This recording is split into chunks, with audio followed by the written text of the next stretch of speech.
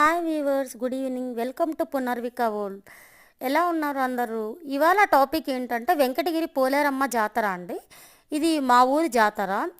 Every year మనకి ఇది September మంత్లో వస్తుందండి. అంటే సెకండ్ వీక్లో వస్తుంది. ఈ జాతర స్పెషాలిటీ ఏంటంటే 2 days ఉంటుందండి. బుధవారం అండ్ గురువారం జరుగుతుంది. ఈ జాతర యొక్క ప్రత్యేకత ఏంటంటే ఏ ఊర్లో ఉన్నా కూడా వెంకటగిరి వాస్తవులు ఖచ్చితంగా ఈ జాతరకి అటెండ్ అవుతారు.